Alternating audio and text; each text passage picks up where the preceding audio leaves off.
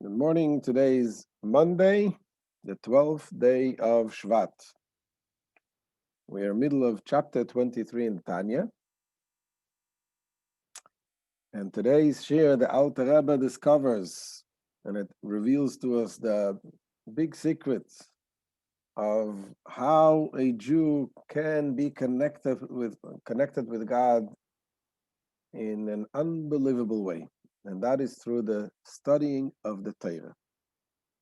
While yesterday we learned about the special unity that occurs while doing a mitzvah, we explained what it says in the Zohar, that the Torah and God is one. And it says regarding the mitzvahs, it says that Ramach Pikudim, Ramach Evorim de Malke, the 248 commandments, which are, of course, we're talking about the positive commandments. Those are the 248 organs or limbs of God. So we explained yesterday that just like an organ is completely nullified to the soul of the person, you don't need to instruct special instructions to your hand to move, to do something, to pick up a cup or to do anything. It does it automatically because it's completely nullified and one with its soul. However, the Alter Rebbe is going to say that by learning the Torah, this is the organs is compared to the mitzvahs. By learning the Torah, the connection is a stronger connection. Because the organ, although it's doing automatically what the person wants, but it's still a separate being, a separate organ. It's not one thing completely. But when it comes to the Torah is the will and the wisdom of Hashem. It is the will and the wisdom of God. So therefore, that whatever the Torah says is God saying. Because as we explained in the earlier chapters, that the will of God is one with God himself, unlike by humans, where you have the person, and you have his intellect, and you have the knowledge. By Hashem, God and his knowledge is one. He knows something because he is something. He knows everything because he is everything. But where is the ultimate will of Hashem revealed is in the Torah. The Torah is the absolute will of Hashem. And if in any type of law, any halacha that it says in the Torah, even if it talks about between people, if person A took from person B, and there is a dispute between them, and there is a ruling in the Torah that it's supposed to be that way, that he has to give B the $100, and that is the will of Hashem. And when you study it, you connect with the will of Hashem himself. So this is why it explains now the connecting to God through the studying of the Torah even surpasses the connection in that sense than the doing of the mitzvahs. So let's look inside.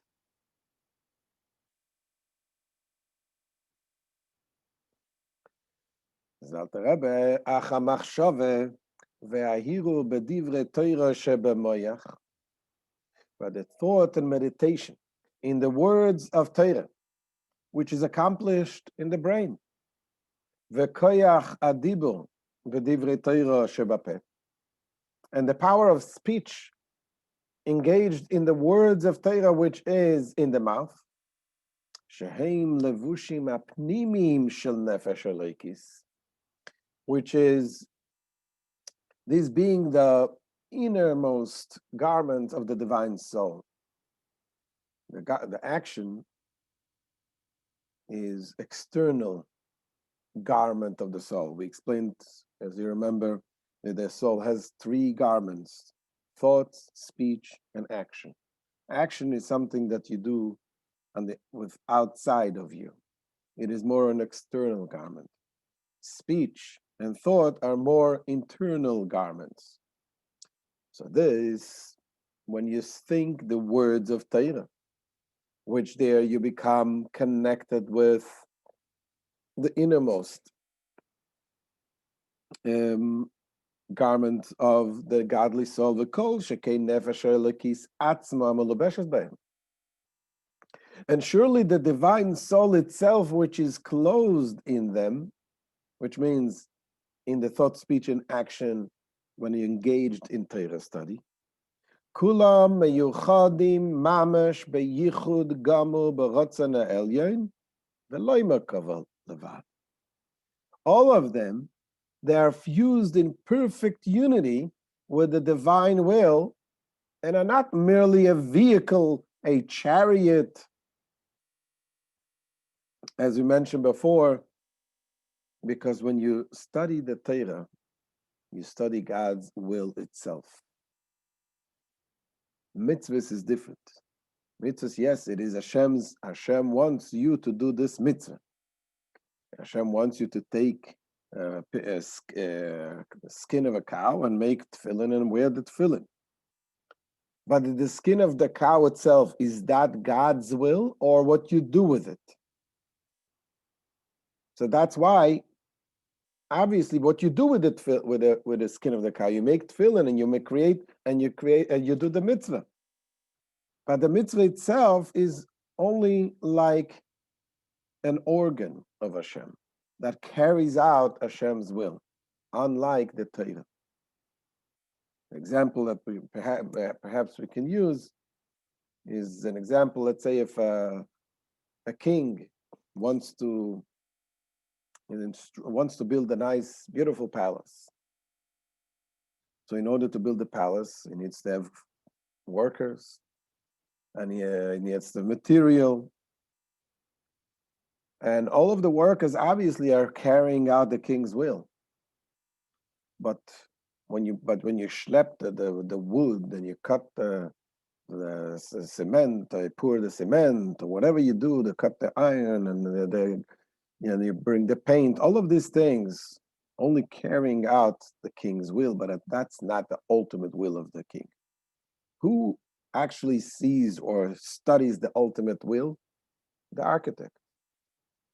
The architect who knows the whole picture. What is the bottom line? What does the king want? This is the will of the king. He wants that product. So this is just an example to teach us the difference between the mitzvahs, the commandments, and the Torah.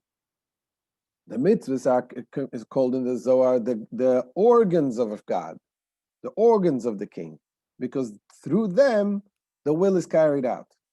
But the Torah itself, every time you sit down and you study a word of Torah, a word of Chumash, a word of Mishnah, a word of Talmud, or the Chassidus, anything you study, this is the words and the wisdom of God Himself, which is Hashem Himself, because you cannot separate God and His wisdom. Continues the Alter Rebbe. He says, Ki rotzen ha'elyon hu advar ha'alocha atzmo. Well, the divine will is identical with the halachic subject of which one thinks and speaks. Shemehara u'medaber bo. Shekol ha'alochos ein protei hamshochos pnimius rotzen ha'elyon atzmo. Because all the details of the halacha, all the particulars, they are particular expressions of the pnimius rotzen, the innermost divine will itself. For God willed it thus, He wanted to be. That this thing is permissible or it's kosher. Patur, or zakai, or is innocent, or is exempt, or the epech, or the other way around. This is the will of Hashem. Whatever ruling there is in the Torah, this thing is kosher, this thing is not. This is the will of Hashem, that this thing should be kosher. The same thing also, similarly, all the letter combinations of the Tanakh, the Torah, the Nevi'im, the Ksuvim, einam shochas retzainai v'chachmasai Amiyuchoda be'ein seif baruch hu. They are an expression of God's will and wisdom. Amiyuchoda is be'ein seif baruch hu. They are which are united with the blessed Ein Sof betachlis hayichud, with perfect unity. Why? Shehu hayodeya vehu hamad hachulu. Because, as we learned in the earlier chapters, that Hashem, He is the knower, He is the knowledge, and the subject knower. Hashem, by a God, you cannot differentiate between those things. This is what it is meant in this statement that Isaiah says that the Torah and God are absolutely one. And they are not merely organs of the king, as is the case by the mitzvahs, by the commandments. It is absolutely one with Hashem.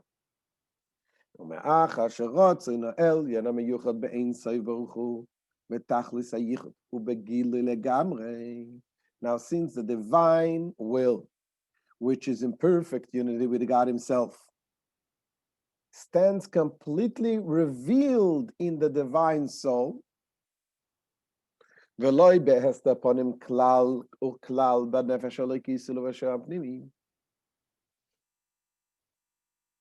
it is not concealed at all in the godly soul and its innermost garment, which is the thought and the speech while the person studies the words of Torah. What does it mean there's no concealment? This is what we learned in the yesterday, and the days before, that the world, everything comes from Hashem, obviously. But everything else that comes from God comes in a concealed way. God concealed His face. He conceals His will. And that's why they're able to exist as separate entities. But all of this that is concealed from the godliness is only the material, everything else which is outside of Hashem. But when it comes to the Torah, when it comes to God's will, here you have Hashem completely without any concealment. Continues the Alter Rebbe, and gam nefesh ulevesheu eilu miyuchadim mamesh be'ein sei baruch hu ba'isasho v'tachlis hayichud. So it follows that at that same time, the soul and these garments of thoughts and speech are also truly united with God. It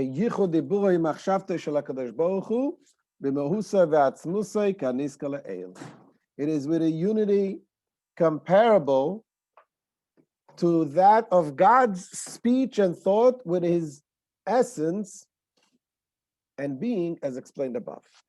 It is an absolute unity, like Hashem is unified Himself with His essence. Why? Because there is nothing that is separates from God except when there is this countenance is concealed, as we said before.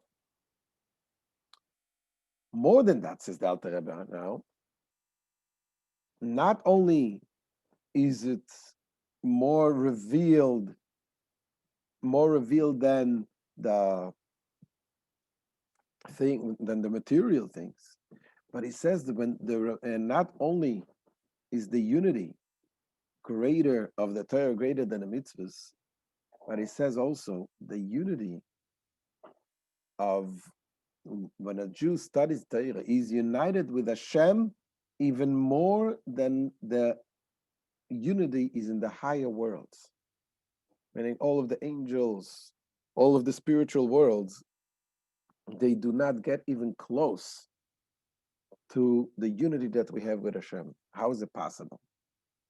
After all, we're talking about angels, we're talking about worlds that are godly, pure godliness, no selfishness. The answer is because Hashem invested His essence in this world, in the Torah, and the whole creation of the entire world comes from the Torah. From the Torah, it is all the spiritual world, they also receive their sustenance from the Torah. The Torah is God's Torah, God's will himself, which is Hashem, which is one with Hashem. So we study the Torah itself, the will of Hashem itself in this world. But being that we are humans, we don't feel it.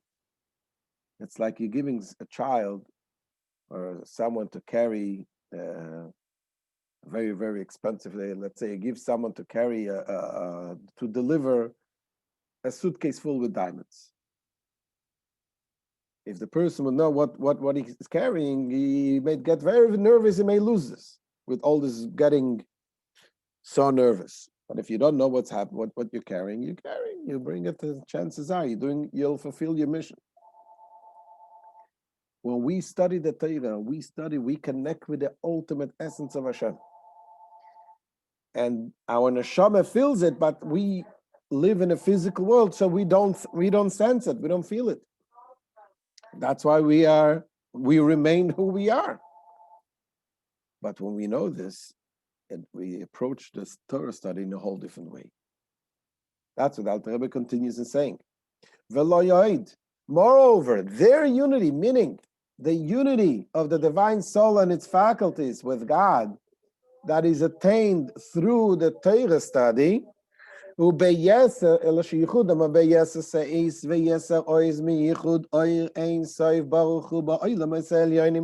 is even more exalted and more powerful than the unity of God's infinite light with the upper spiritual worlds. Why? Because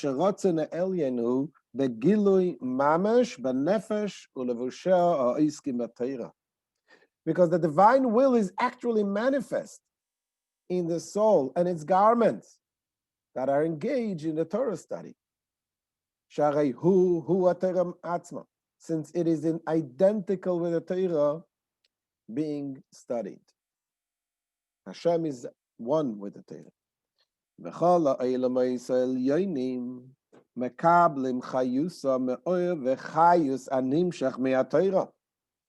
All the supernal worlds, they receive their vitality by way of the light and life that are derived from the Torah. And the Torah is the God's will and wisdom, as it is written, you have made them all with wisdom. The Torah is the wisdom of Hashem, and all is made with wisdom, all of the world, the spiritual and the physical world. And therefore,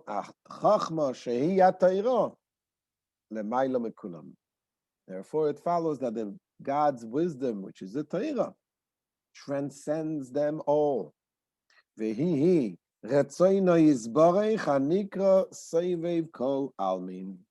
fact, the Torah is God's will. God's will is described as encompassing all worlds, all of the worlds.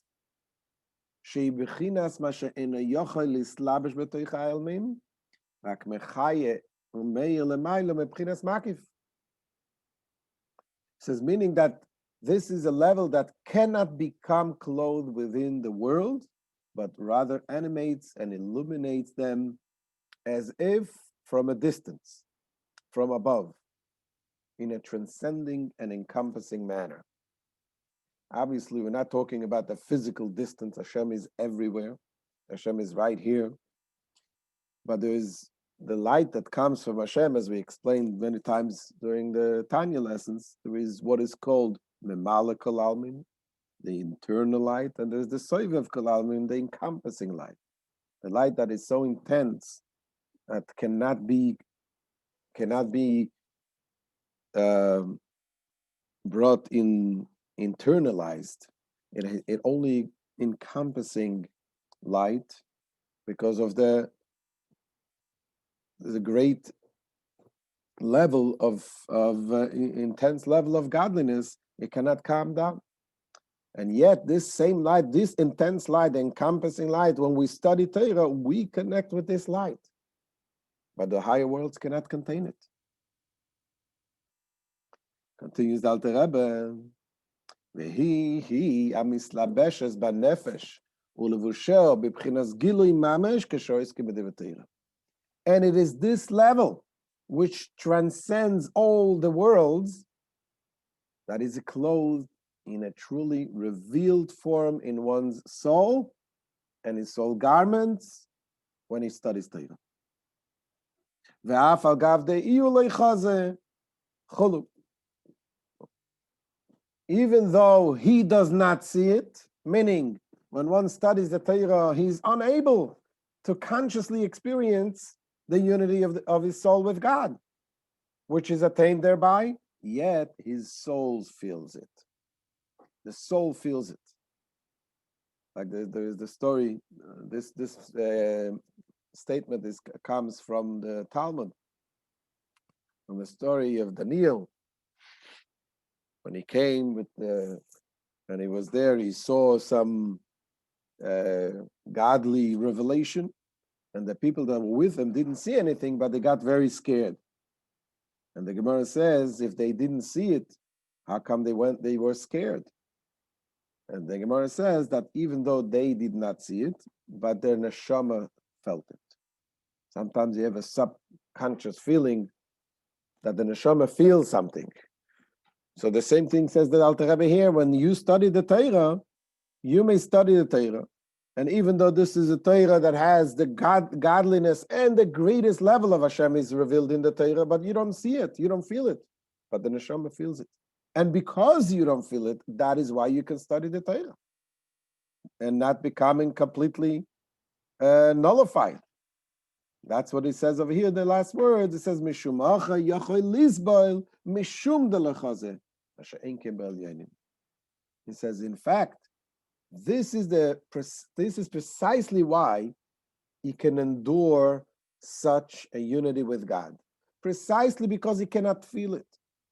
Unlike in the supernal worlds, in the higher worlds, since they feel the godliness, since they sense the godliness, that's why if the godliness is revealed in such a high level, they cannot contain it.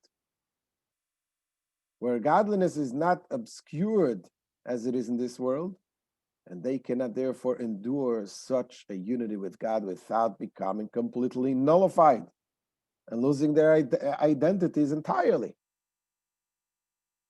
So this is the end of today's share, and what is the lesson what we take from this share is the appreciation of the study of the Torah. Appreciation when we sit down and study Torah. It's not just it is interesting, it is intellectually challenging, it is beautiful, but it is His God Himself.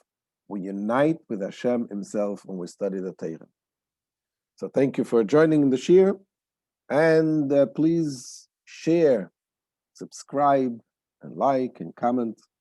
Make sure the words of Hashem, the words of the Tanya spreads all over. And we'll see you tomorrow, Bezrat Hashem. Any questions? Now's the time.